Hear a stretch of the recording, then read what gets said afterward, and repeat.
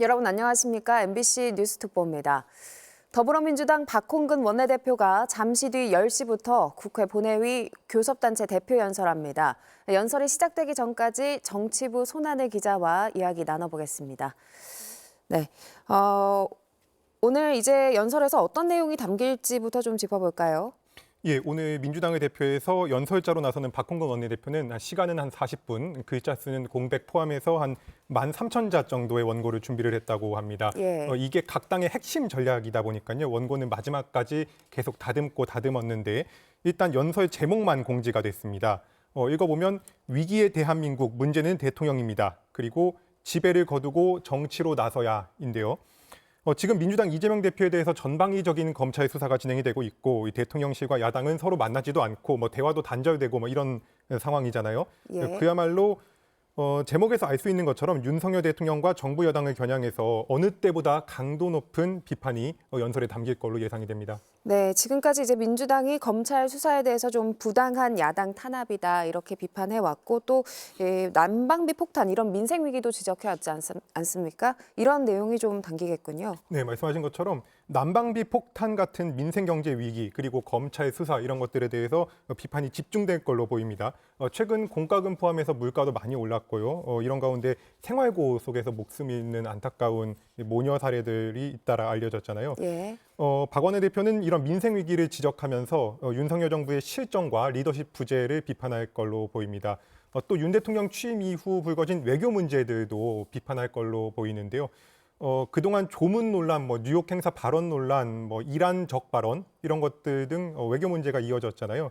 이 윤 대통령이 해외에 나갈 때마다 일이 꼬인다. 이른바 코리아 디스카운트라고 불리는 국가 가치 하락 이런 거에 주된 원인이 바로 윤석열 대통령이 되고 있다. 이런 주장을 펴면서 비판할 것으로 예상이 됩니다. 네, 그러니까 민생 위기를 짚고 또 연이은 리더십에 대한 이야기 할 것으로 보이고 또 사실 지금 정치권 갈등의 핵심이 민주당 이재명 대표에 대한 전방위적인 검찰 조사지 않습니까? 이 내용도 좀 연설에 담기겠죠.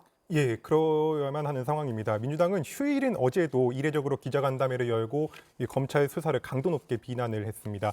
성남시청에서 한 차례, 그다음에 중앙지검에서 두 차례의 조사를 마친 검찰은 이르면 이번 주에 이 대표에 대한 구속영장을 청구할 걸로 알려졌잖아요. 예. 어제 기자간담회에 가봤는데 민주당 조정식 사무총장은 이건 참으로 터무니없고 비열한 망나니 짓이다.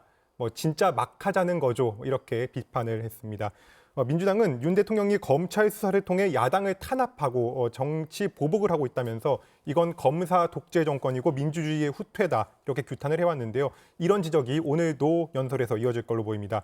민주당은 또 검찰 수사의 형평성도 문제를 삼으면서 이 쌍특검을 주장을 하고 있습니다. 예. 예, 곽상도 전 국민의힘 의원의 무죄와 도이치모터스 주가 조작 사건의 일부 유죄가 최근에 나왔는데 이 두 사건 모두 검찰의 봐주기 수사, 봐주기 기소라면서 특검을 공식 추진하기로 했습니다. 오늘 연설에서는 특검의 필요성을 다시 한번 주장하면서 이 범야권 동료 의원들의 동참을 호소할 걸로 보입니다. 네, 그러니까 대장동 의혹 그리고 김건희 여사 의혹에 대한 이제 양대 특검을 좀 공식적으로 추진하려는 이야기가 나올 것으로 보이는데 이게 현실적으로 좀 가능합니까? 어떻습니까? 예, 민주당 입장에선 그게 문제입니다. 법사위원장이 국민의힘이 잡고 있다 보니까 민주당은 법사위를 거치지 않고 본회의에 바로 올리는 방안을 검토하고 있는데요. 이걸 흔히 본회의 패스트트랙을 태운다 이렇게 표현을 합니다. 근데 예. 그러려면 재적 의원 5분의 3, 그러니까 180석이 필요합니다. 민주당이 169석이니까 6석의 정의당과 1석의 기본소득당 그리고 무소속 의원들의 도움이 필수적인데요. 정의당이 어제 기자회견을 열고 대장동 특검은 찬성한다. 그러나 김건희 여사 특검에는 신중해야 한다. 이런 입장을 밝혔습니다. 검찰 수사가 미흡해서 우려가 있는 건 사실이지만 자칫 특검이 이재명 대표 방탄 논란으로 이렇게 흐르게 되면 주가 조작 사건의 진실은 사라져버릴 수 있다는 우려 또한 있다. 이런 이유인데요. 민주당은 조금 전 9시 50분에 끝난 비공개 최고위원회에서 정의당도 필요성에 공감하는 만큼 우리 박홍근 원내대표랑 정의당 간에 협의가 있을 것이다 이렇게 말했다고 합니다. 네, 말씀 나누는 중에 좀 준비가 된 것 같아서요. 현장으로 연결해 보도록 하겠습니다. 하루빨리 평안한 일상을 되찾길 바랍니다. 우리 국회도 지진 피해 희생자를 추모하고 복구를 지원하기 위한 역할을 다해야 하겠습니다. 의사일정 제1항 국정에 관한 교섭단체 대표 연설을 상정합니다. 오늘은 더불어민주당의 대표 연설을 듣도록 하겠습니다. 박홍근 더불어민주당 원내대표가 나오셔서 연설해 주시기 바랍니다.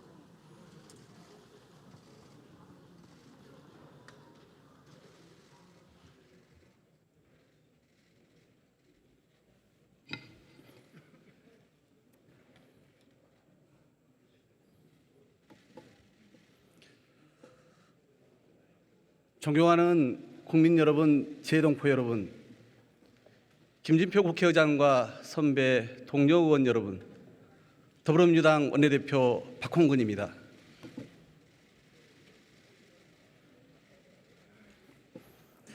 연설을 시작하기에 앞서 지진으로 인해 수많은 사상자가 발생한 튀르키예 시리아 국민께 깊은 위로의 말씀을 드립니다.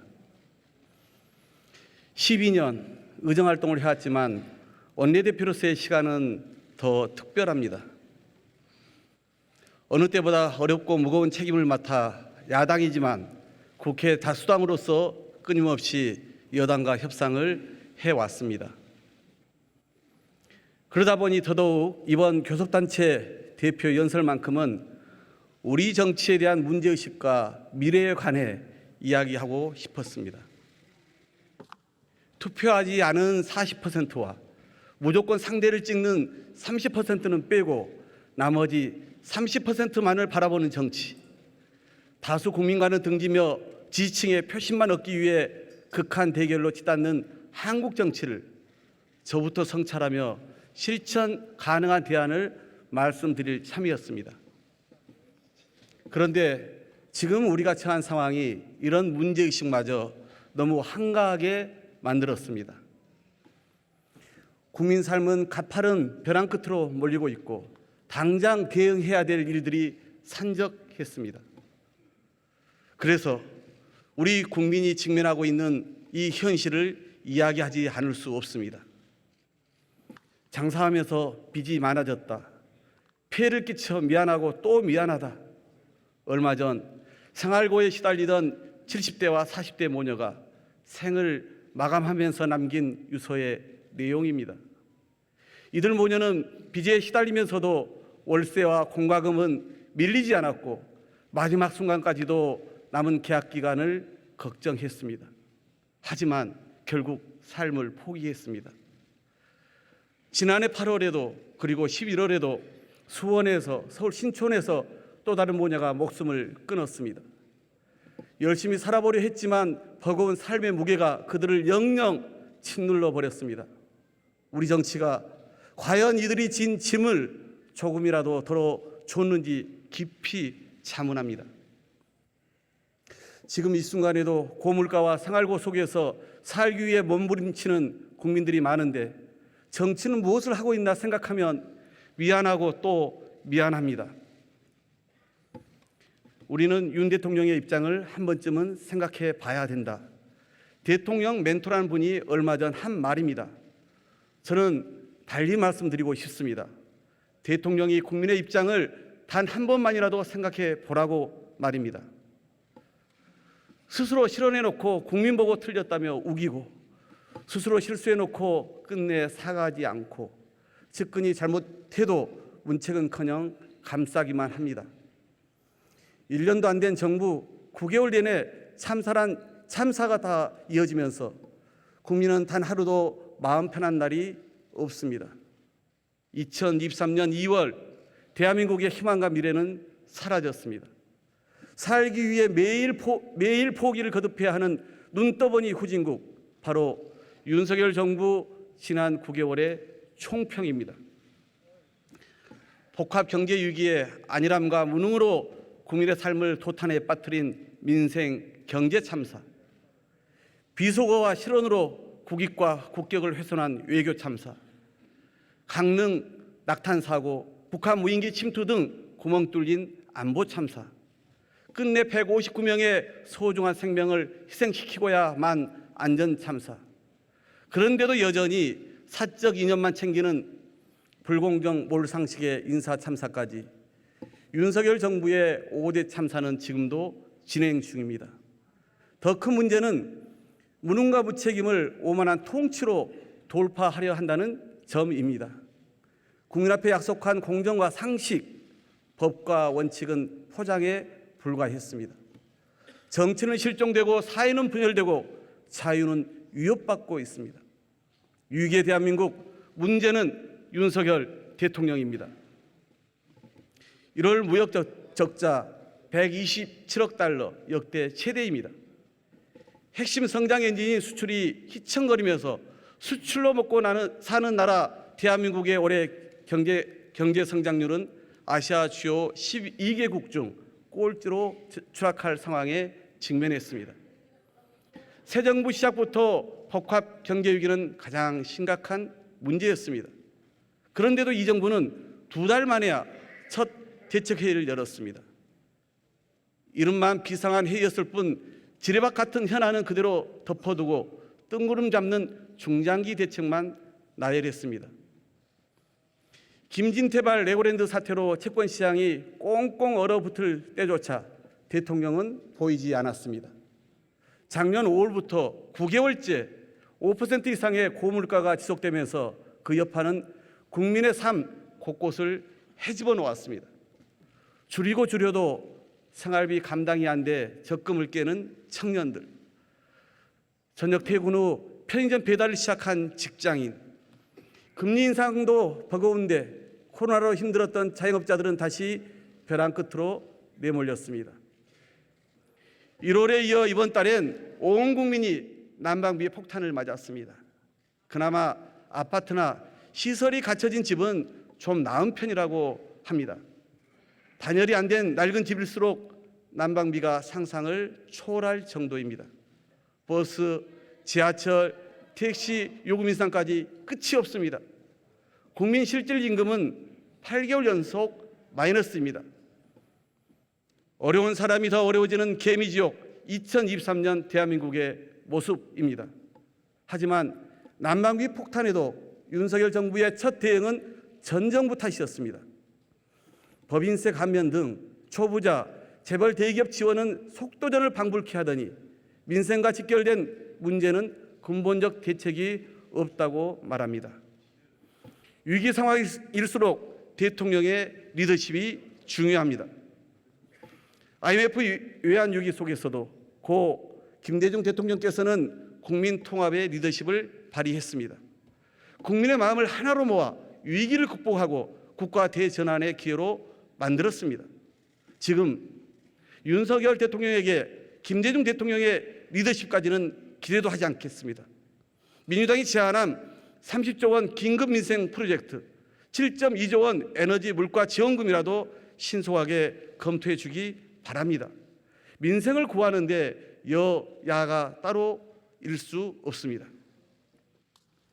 하지만 예고된 당정 협의까지 미루며 야당 제안이라 받을 수 없다는 윤석열 정부의 정략적 인식이 절망스럽기만 합니다. 경제위기 극복을 위한 협치, 국민 통합의 리더십은커녕 무능, 무지, 무책임으로 대결의 정치와 국민 분열만 초래하고 있습니다. 국민을 도탄에 빠뜨리고 있는 민생 경제 참사, 문제는 윤석열 대통령입니다. 안보는 보수라더니 지금의 안보 상황은 역대 어느 정권보다 불안합니다. 국민 다수가 반대해도 무리하게 대통령실 이전을 강행하더니 용산 대통령실 일대가 북한 무인기에 속수무책으로 뚫렸습니다. 비행 금지 구역으로 설정된 서울 곳곳을 정찰하고 유유히 돌아간 것도 충격이지만 행여 그 정찰기들이 임명을 해야 할 목적이었다면 어떤 일이 벌어졌을지 상상만으로도 끔찍합니다. 그런데 윤석열 정부는 북한의 무인기 침범과 관련해 사실을 은폐하는 데만 급급했습니다. 국군 통수권자인 대통령은 국가안전보장회의조차 주재하지 않았습니다.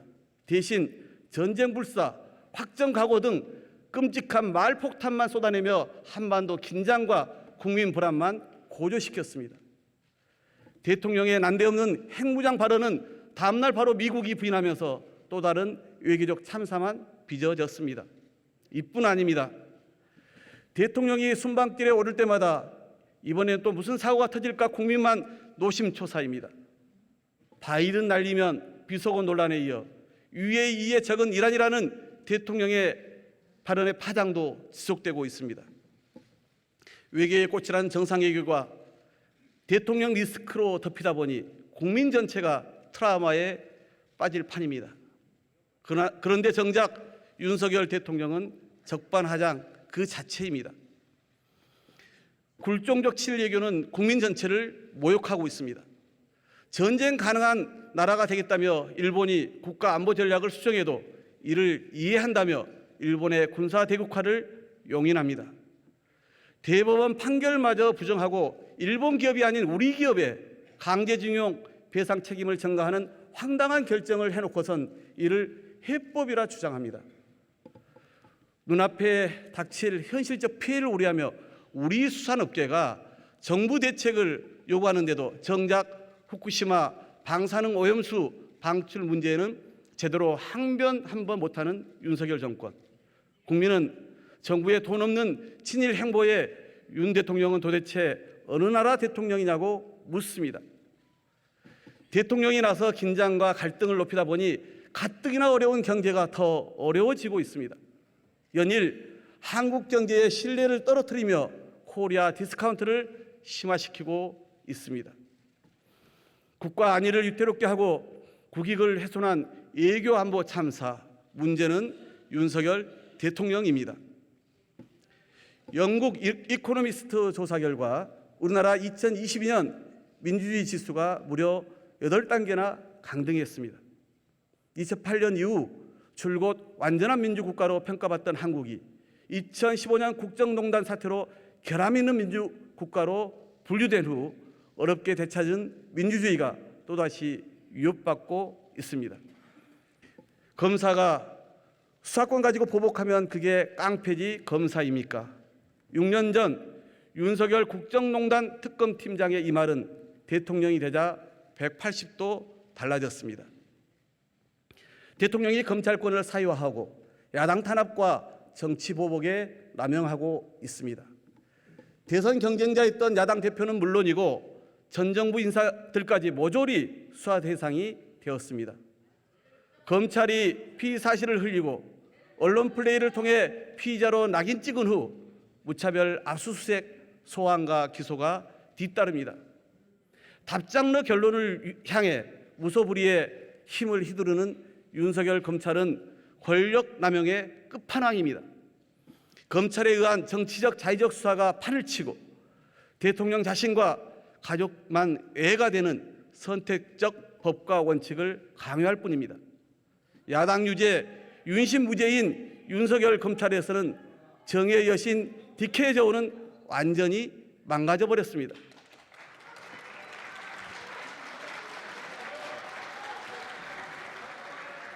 국민 여러분, 대한민국 대통령은 직선제 이후 짧게는 취임 당일에 길게는 110일 만에 야당 대표를 만나 국정을 의논했습니다.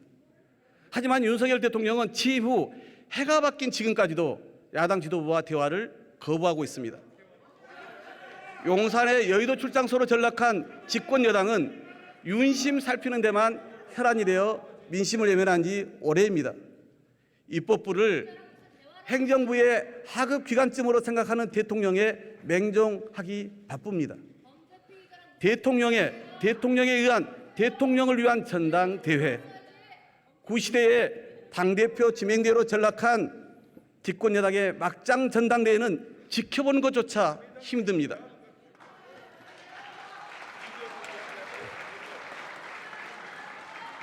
처음엔 국민과 당원이 직접 뽑은 이준석 당대표를 찍어내더니 여론조사 1위로 부상한 나경원 전 의원을 반윤으로 몰아 주저앉혔습니다. 국민 지지가 높았던 유승민 후보마저 무의미하다며 불출마를 선언했습니다. 이제 마지막 한 명 안철수 후보만 사라지면 국민의힘 판 오징어 게임이 완성됩니다. 야당은 물론 같은 당 동지도 적으로 규정한 오징어 게임 프론트맨 윤석열 대통령의 공포정치 너무나 섬뜩합니다.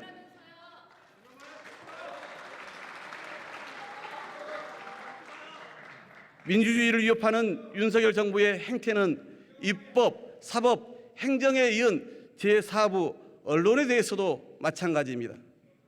국민 소통을 그토록 강조했지만 온통 불통의 그림자뿐입니다. 도 스태핑은 서라만 양산한 채 6개월 만에 자취를 감췄습니다. 언론은 내 편과 네 편으로 가르고 적으로 간주한 언론사엔 노골적인 보복을 감행했습니다. 국세청 세무조사, 검찰 고발, 민영화, 출연금 삭감 등 언론 통제를 위한 수단과 방법도 가리지 않습니다. 헌법이 보장하는 언론의 자유를 쉽게 짓밟으면서 말로만 자유를 외칩니다. 윤석열 대통령의 그 자유 도대체 누구를 위한 자유입니까? 지난주 교육부 장관 보좌관에 현직 검사가 임명되었습니다. 도대체 대한민국에는 검사밖에 인재가 없습니까? 인사가 만사라는데 검사와 사적 인연만 챙기는 윤석열 정부는 인사가 참사가 되고 있습니다. 미운 놈은 모조리 찍어내고 내 식구는 무조건 감싸고 돕니다. 지난해 경찰국 설치에 반대했던 총경급들에 대해 윤석열 정부는 대대적 보복 인사를 감행했습니다. 30년 역사를 거꾸로 되돌려 행안부의 경찰국을 부활시킨 것도 심각한데 불합치 의혹을 받은 경찰국장은 초고속으로 승진시키고 경찰서장 회의 참석자들에겐 징계성 인사를 단행했습니다.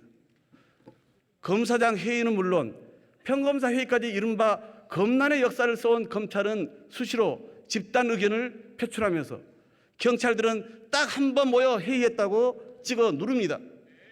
집단적 의사표명은 검찰에게만 허락된 특권입니까?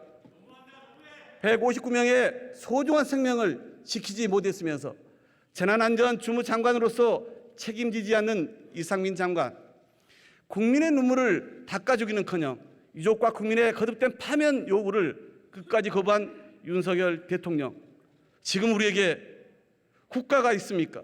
대한민국은 정녕 국민이 주인인 민주공화국 맞습니까?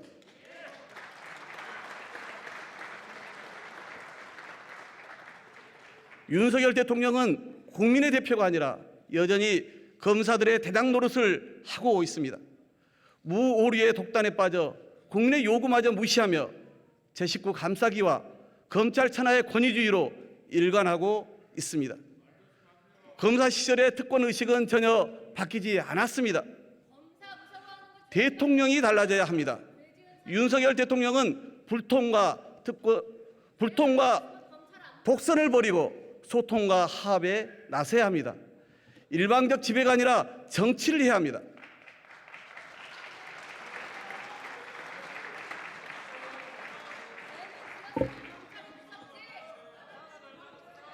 대통령의 국회 무시 행태가 도를 넘고 있습니다. 지난해 예산안 처리 과정 떠올려 보십시오. 본격적인 심사가 시작되기도 전에 대통령은 준예산 운운하며 엄포 놓기에 바빴습니다. 예산심의권은 엄연히 법이 정한 국회의 권한인데도 정부와 여당은 용산 대통령실의 깨알 같은 지침에 이러지도 저러지도 못하고 법정 시한을 한참이나 넘겼습니다. 국회가 국민 뜻을 대신해 장관 해임 건의안을 통과시켜도 대통령은 곧바로 거부합니다. 국민 다수가 찬성하는 이상민 장관 탄핵안 통과도 대통령은 다수결의 행포라며 애곡합니다. 대통령은 국회를 지배할 수 없습니다. 국회를 부정하는 것이야말로 의회주의 포기입니다. 여당과 야당, 야당과 여당, 의회를 인정하는 것이 정치 회복의 시작입니다.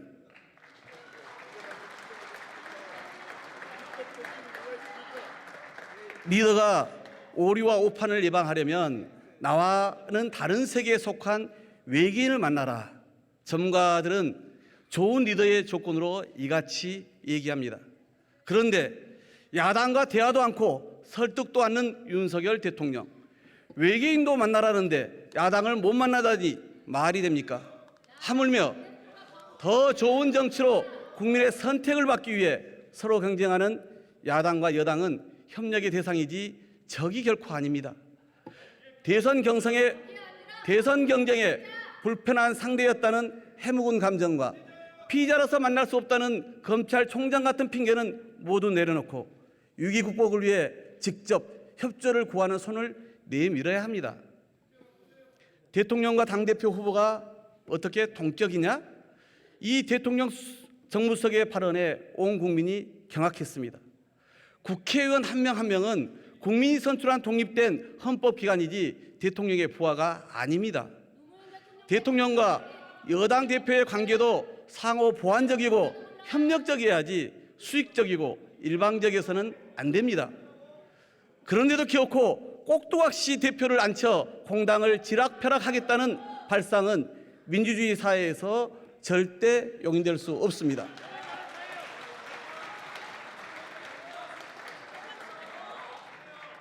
여당을 주머니 속 공깃돌처럼 여기는 대통령의 당무 개입 즉각 중단하십시오.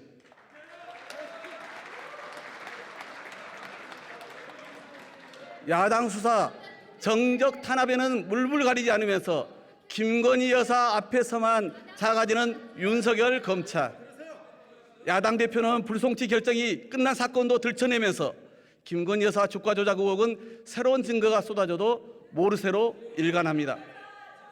급기야 전직 검사 출신 곽상도 전 의원의 50억 뇌물수수가 무죄라는 판결까지 나왔습니다.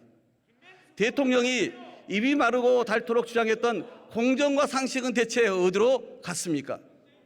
하루아침에 사법정의가 무너지고 있습니다. 도이치모터스 주가 조작 사건 1심 판결은 부실한 검찰 수사와 어정쩡한 재판부가 합작한 결과였습니다. 공소장에 김건희 여사가 200번 이상 등장하고 공판 중 300회 이상 이름이 언급되었지만 검찰은 단 한 번도 소환 조사를 하지 않았습니다. 이에 재판부는 실패한 시세 조정이라며 공범들 모두 집행유예라는 솜방망이 처벌을 내렸습니다. 대통령실은 기다렸다는 듯 1심 선고가 나자마자 공범의 공소시효가 만료됐으니 김 여사 의혹도 종결됐다며 서둘러 셀프 면죄부 주기에 바빴습니다. 검찰과 재판부, 대통령실이 삼위일체 가려 김건희 고하기에 나섰습니다. 대체 누가 대통령입니까? 불소추 특권이 김건희 여사에게도 적용됩니까? 김건희 여사는 죄가 있어도 신성불가침인 것입니까? 재판부가 공소시효를 인정한 2010년 10월 21일 이후에도 김건희 여사 주가 조작 개입 의혹은 차고 넘칩니다. 단순한 전주가 아니라 통정매매 등 주가 조작에 직접 나선 정황이 드러났습니다. 이제라도 성역 없는 수사로 무너진 사법정의를 바로 잡아야 합니다.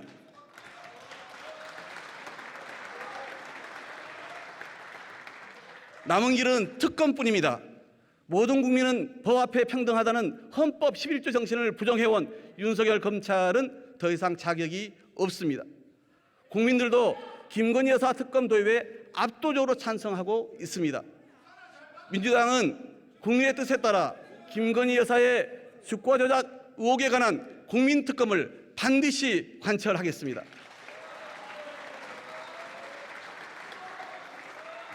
대통령은 위기에 처한 민생을 보듬고 소외된 국민의 목소리를 들어야 합니다. 국민 전체를 바라보고 생각이 다른 국민까지 보듬어야 합니다. 노조도 만나고 농민도 만나고 장애인도 만나고 중소상공인도 만나야 합니다. 하지만 생존권을 향한 노동자들의 절규에 강경 대응으로만 일관하는 윤석열 정부는 노동자와 노동조합을 적으로 간주합니다. 노동자와 노조도 국민입니다. 대통령이라면 이들을 대화의 상대로 인정하고 경제 위기를 같이 극복해 나가야 할 동반자로 인정해야 합니다. 이태원 참사 유가족도 직접 만나 사과하고 상처를 보듬어 주십시오. 대한민국에서는 다시는 비극적 참사가 일어나지 않도록 유가족이 요구하는 독립적 조사기구 설치를 위해 대통령이 직접 나서야 합니다. 자신을 변화시키는 인간만이 변화를 이끌어낼 수 있다. 저부터 바꾸겠다. 윤석열 대통령이 후보 시절에 했던 이 말을 기억합니다. 이제는 바꾸기 바랍니다. 이제라도 대통령 리더십을 제대로 세우기 바랍니다. 윤석열 대통령이 오만과 독선을 버리고 제자리를 찾는다면 국회도 국정 운영에 적극 협조할 것입니다.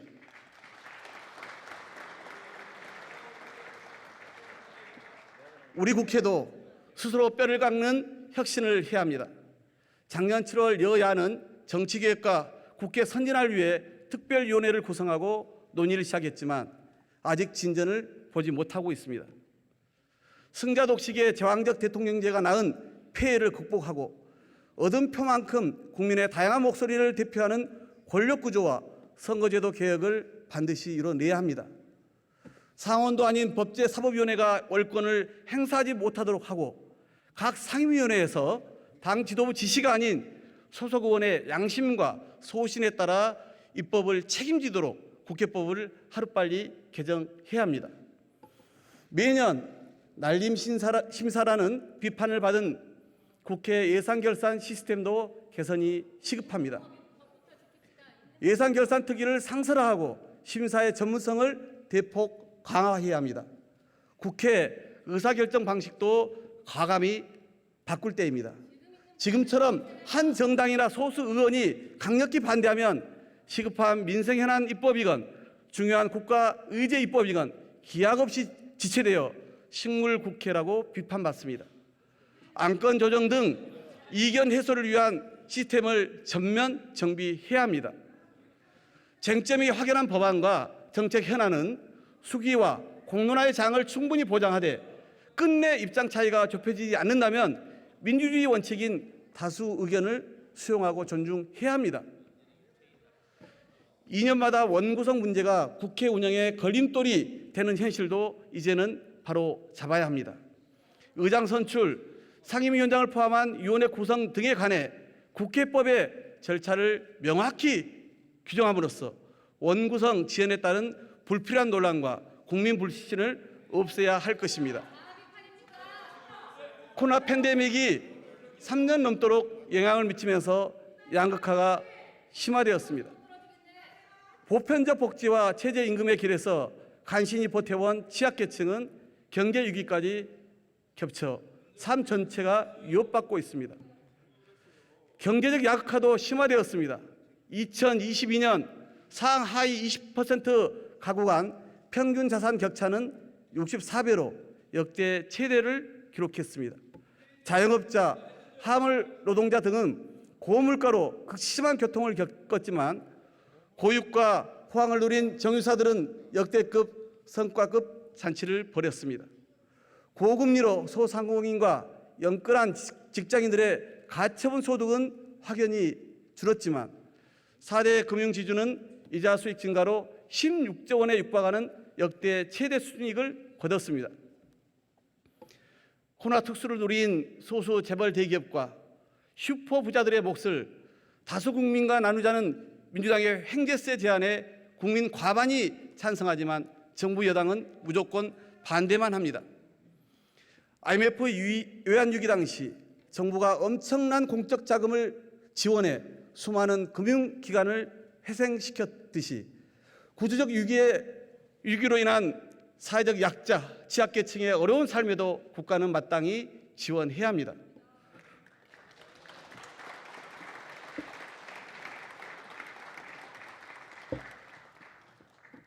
국회는 작년 12월 대중소기업 상생과 공정한 시장 발전을 위해 납품단가 연동제를 여야 합의로 처리했습니다. 농민, 중소기업과 소상공인 등 우리 사회 수많은 을을 위한 입법에 정부 여당의 전폭적인 협조를 요청합니다. 양곡관리법도 2월 국회에서 처리해야 합니다. 중소기업 협동조합법도 조속히 개정해 대기업과의 관계에서 중소기업들의 공동교섭권을 보장해야 합니다. 코로나 시기 급속히 성장한 온라인 시장 변화에 맞게 거래 공정화를 위한 온라인 플랫폼법 제정도 늦출 수 없습니다. 정부가 내놓은 표준 운임제와 지입제도 개선 등으로는 화물 노동자의 생존과 국민의 안전은 물론 유관 산업의 상생 발전을 기대하기 어렵습니다. 이 당사자가 모여 함께 해결해야 합니다. 경제민주화는 어느 한쪽을 위한 제안이 아닙니다. 같이 사느냐 함께 죽느냐의 문제입니다. 법률을 통해 경제민주화의 대상과 범위를 넓히고 정치의 책무를 더욱 강화해 나가야 합니다. 존경하는 국민 여러분, 이번 겨울에 혹독한 추위는 기후위기의 직접적 결과였습니다. 지구온난화로 북극 찬 공기가 엄습하여 동아시아 각지까지 기록적인 한파를 초래해 대규모 인명피해를 낳았습니다. 앞으로 점점 더 많은 희생과 대가를 치르게 될 것입니다. 이미 우리에게 다가온 미래를 이제 속도감 있게 대응할 때입니다. 최근 유럽연합은 그린딜 산업계획 초안을 발표했습니다. EU 영내에서 태양광, 풍력, 청정수소 등을 생산하면 규제를 대폭 완화해주고 대규모 인센티브를 제공하는 유럽판 IRA를 선언한 것입니다. 수출 중심 국가인 우리나라는 미국 전기차 수출 피해에 더해 이제 유럽에서도 막대한 피해를 입게 될 위기입니다. 1980년대 이후 계속되어 온 자유무역주의는 기후위기 대응과 자국 내 산업 일자리 확대를 위해 신보호무역주의로 급속하게 재편 중입니다. 녹색기술 패권 경쟁이 전면화되고 있습니다. 기업의 필요 전력을 100% 재생에너지로 하겠다는 아리백은 이제 캠페인 수준을 넘어 기업 경쟁력의 핵심이 되었습니다. 하지만 윤석열 정부만 딴 세상입니다. 대한민국만 재생에너지 목표를 후퇴시키고 있습니다. 녹색기술 패권 시대를 헤쳐갈 해법도 전략도 보이지 않습니다. 이대로 가면 재생에너지 부족 때문에 국내 제조업 공장은 미국이나 유럽으로 이전하고 국내 산업과 일자리는 공동화될 것입니다. 민주당은 이미 밝혔듯 미국과 EU에 상응하는 녹색 산업 육성 지원법, 즉 한국판 IRA 법을 조속히 마련하겠습니다. 수출 주도형 국가인 대한민국의 특성을 살리면서도 국내 재생에너지를 빠르게 확대하고 탈탄소 녹색 산업을 집중 육성하겠습니다. 1769년 영국 제임스 와트가 증기기관을 혁신할 때, 1908년 미국 헨리 포드가 자동차를 대량 생산할 때 인류는 석탄과 석유가 기후위기의 원인이 될 것이라고 예상치 못했습니다. 지금 세계는 산업혁명에서 녹색혁명으로, 탄소 문명에서 생태 문명으로 대전환 중입니다. 대한민국은 해방 후 70년 동안 기적처럼 성장을 거듭했습니다. 모방에서 창조로, 수격국가에서 선도국가로 도약하며 이제는 세계 최고의 산업 경쟁력을 가진 나라가 되었습니다. 탄소 문명은 영국과 미국이 이끌었다면 새로운 탈탄소 생태 문명은 대한민국이 이끈다는 담대한 비전과 치밀한 실천 계획을 세워 나가야 합니다. 우리는 할 수 있습니다.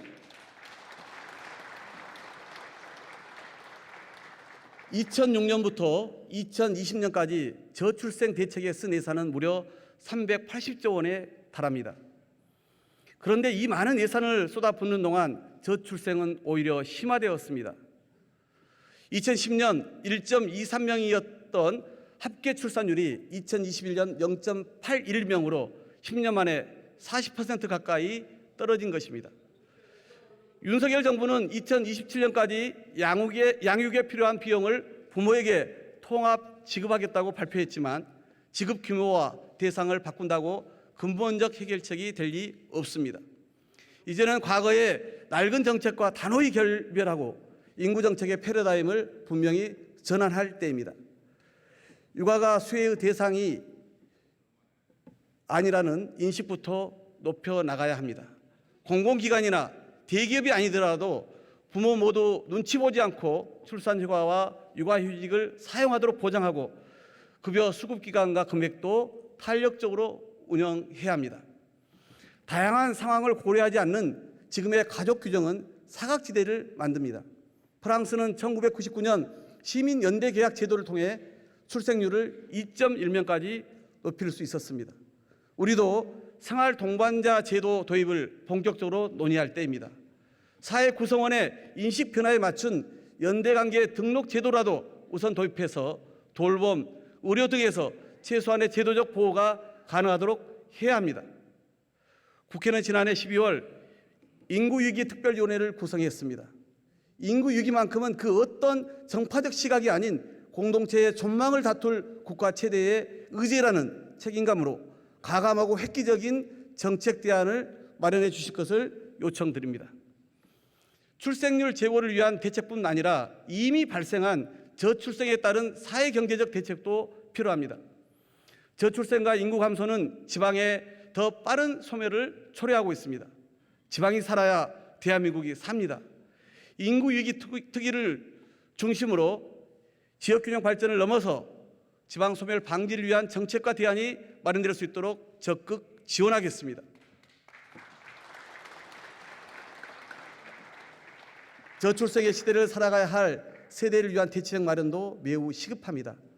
감소하는 학생 수에 맞는 교육과 인적 자원 육성 체계의 개편, 입영 자원이 20만 명에도 미치지 못하게 될 때를 대비한 국방 전력 유지 방안, 노동 공급 부족을 막기 위한 경제활동 참가율 제고 등 적극적인 노동 공급 대책과 일자리의 질적 수준을 개선하기 위한 대책도 아울러 검토되어야 합니다.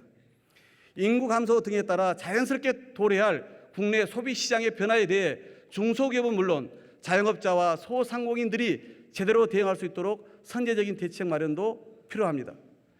인구 위기 극복은 정부만의 책임도 아니며 정부와 국회 그리고 우리 사회 전 분야에서의 협력이 요구됩니다. 윤석열 정부는 지금처럼 시장 만능주의로 인구 위기마저 각자 도생에 맡기지 말고 심각한 초저출생을 해결하기 위해 국회와 머리를 맞대기 바랍니다.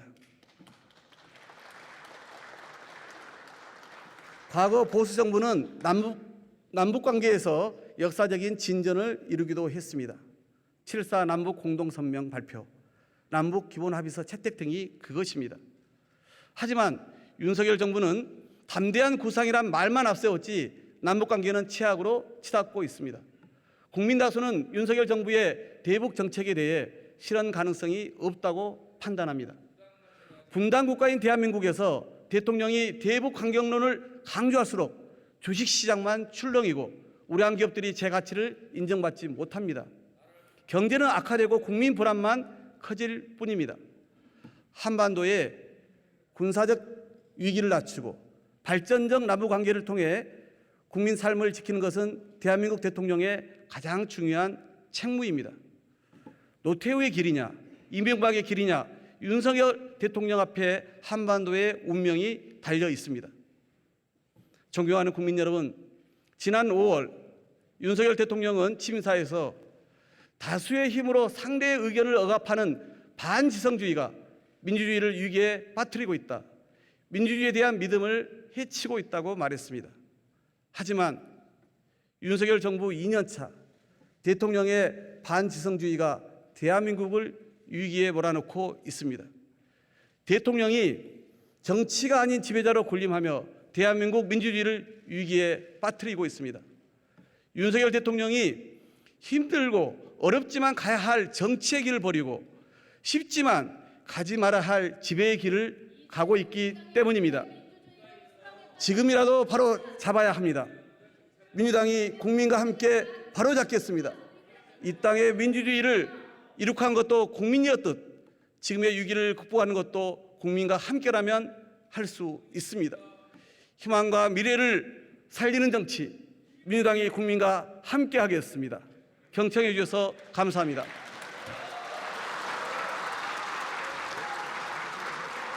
박홍근 원내대표 수고하셨습니다.